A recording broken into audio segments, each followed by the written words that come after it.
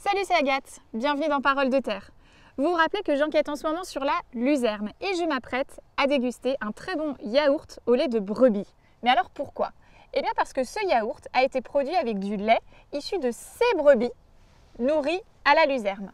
Je vais aller rencontrer Nicolas qui est éleveur et qui va tout nous raconter de la production du lait bio de ces brebis. C'est parti!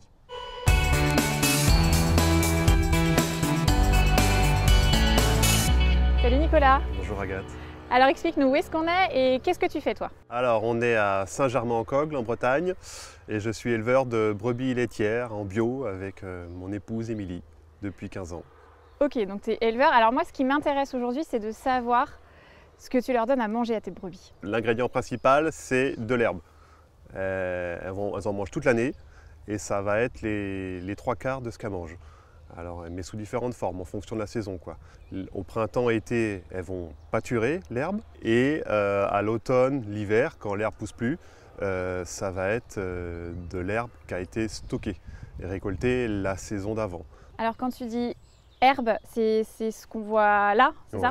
Oui. Alors l'herbe, c'est un terme un peu général, hein, et l'herbe, ça pousse tout seul, effectivement, mais nous, dans les champs, on sème des variétés, quoi, hein, et essentiellement de la luzerne, parce que c'est une légumineuse, c'est intéressant, surtout nous en bio, ça capte l'azote de l'air pour la restituer au sol.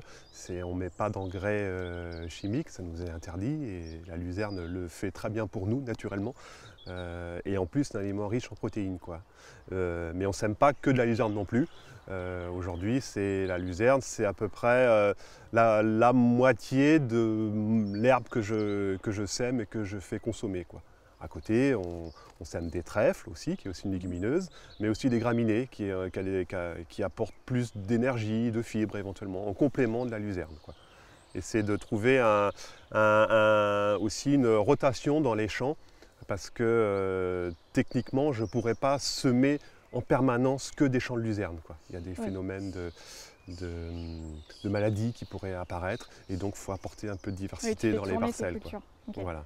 Donc herbe, luzerne que tu produis. Ce sera la ration de base, hein, comme on disait, en pâture ou en foin ou en déshydraté.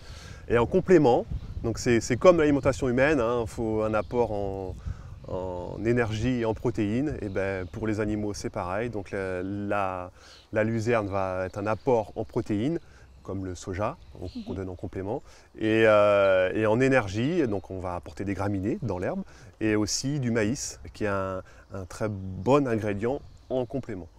Et tout ça, c'est toi qui produis? Le maïs aussi, oui, on produit, on est autonome. Ok, donc tout est français, bio? Tout est français, tout est bio. Et donc tracé? Et donc tracé, oui, c'est ce que j'apprécie aussi dans la filière déshydratée, c'est-à-dire que je récupère mes propres lots, quoi. Et le fait que ce soit déshydraté, donc ça veut dire que ça va mieux se conserver? Mon travail d'éleveur, moi, c'est d'apporter le meilleur ingrédient à mes animaux, quoi.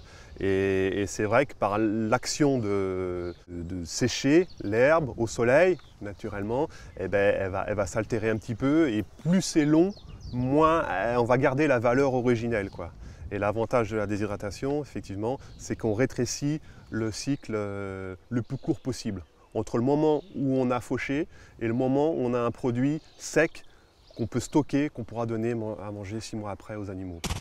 Alors, sur cette partie déshydratation de la luzerne, si vous n'avez pas tout compris, eh bien sachez qu'on ira rencontrer Romain dans une usine de déshydratation et qui nous expliquera le processus.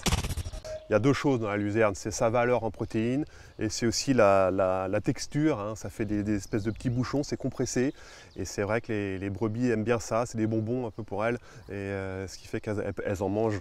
Faut même les réguler un petit peu parce qu'elles en mangeraient tant qu'assez, quoi.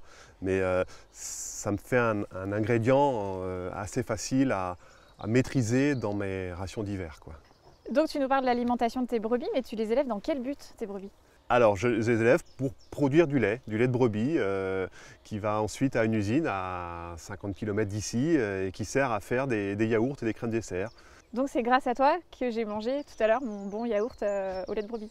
Eh ben oui, moi et parmi quelques autres collègues aussi qui sont autour de moi, et j'espère que tu l'as apprécié. C'est très bon. Merci beaucoup Nicolas. De rien. Salut. Au revoir. Oui, je viens. Parole de terre, c'est tout pour aujourd'hui. J'espère que cet épisode vous a plu. La saga Luzerne continue, alors abonnez-vous dès à présent à notre chaîne YouTube Terre Oléo Pro et à très vite pour la suite. Salut! Bon, j'arrive!